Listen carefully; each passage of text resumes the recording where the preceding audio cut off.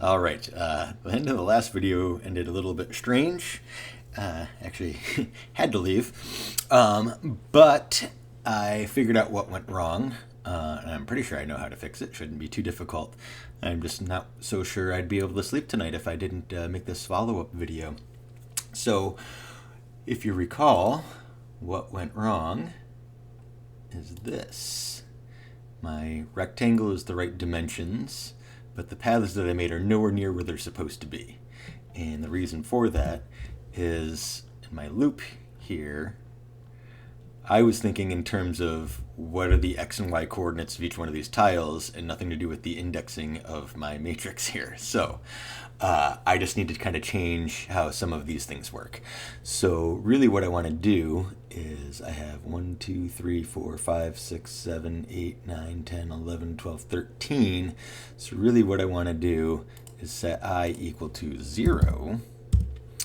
And when I is less than 14, and what do I have? 9 down this way, right? So j is going to be 0, and until j is less than 10, and now we're doing things in order. The issue is instead of using I and j, what I should do, let's just call them, let's see, call it xi and yj. Probably not the smartest choices ever, but that's what we're doing. And the reason why we're choosing those is because I want to set them equal to other things. So, and you're seeing little red lines underneath that right now because I haven't defined them, but I'm about to. I'm just doing this so I don't have to modify all of those by the same pattern. So what I'm going to say is that xi, my x pattern, is going to be equal to I think minus 7 is going to be right, because it'll be 7 less than that. I had started at negative 7. No, I want negative 6. So when I is 0, we get an xi of negative 6. And now I need to do something similar with j, except remember this time we're working our way down. So j is going to be equal to, and I want to start at 4. And from that, I want to subtract the j index. So I think this will work. If it doesn't work, I could probably just need to change things by a number or two. Fingers crossed. And we got a complete disaster. What is going on now? Okay, let's think about this again. So xi is equal to whatever the I value is minus 6.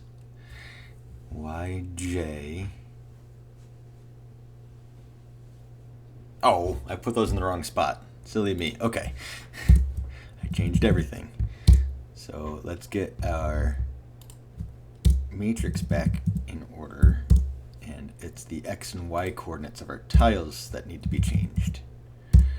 So this is what I want to be xi and yj. If you saw these mistakes before I did, good for you. And if you're wondering why don't I just make these all the same tiles and change them, I'm sure there's a smart reason for doing that, but I like to keep my things separate. I think of things as like individualized toys, and I don't want to mix them, even if it does save memory and space. Okay, what happened this time? So if the map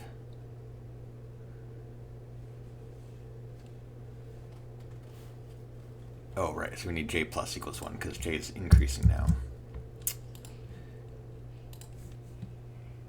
Isn't troubleshooting fun? No, still doesn't work. Come on, man. All right, I starts at 0, j starts at 0. Our map is ij, and the x and y coordinates are based on those things. All right, just to help me troubleshoot, let me go back, at least for these, to how it was.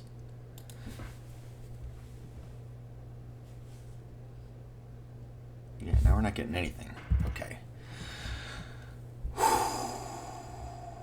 And here I was thinking this is going to be a nice, easy... I'm sure there's something very simple I'm overlooking. But, like I said, I wanted this to be like an honesty thing. I plus equals 1. J plus equals 1. Well, J... Oh, well, J is less than 10. So let's fix that back.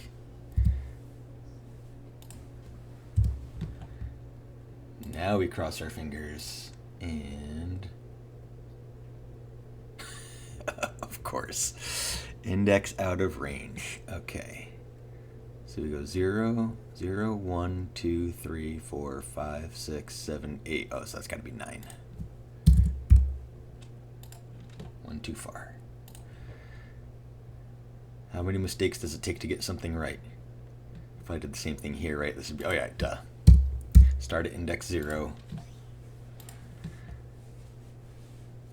And no.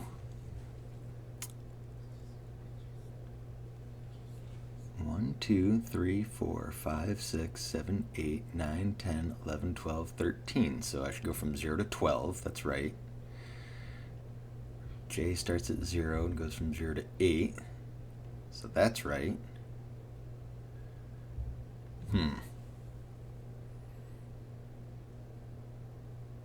155, so that's here. Map of I, J.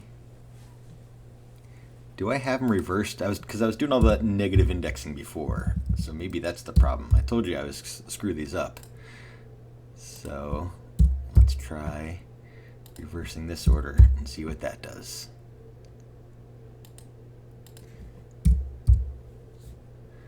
I love IDEs, but sometimes I wish it wouldn't give me all those recommendations. Okay. And victory. I thought I'd be more excited to see it work out the way I expected it to work out because it took so many tries to get there. But I recently resaw some quote by Thomas Edison, something about not making mistakes, but proving that something didn't work numerous times. So I proved something worked many times. Actually, I have a sign in my classroom that says, "I don't make mistakes," which is quite obviously a lie, but there we go. It worked. Whew. Okay. Since we're bothering to make this video, there is just one other thing I want to do before I put a bow on this. Famous last words, this shouldn't really screw things up too bad.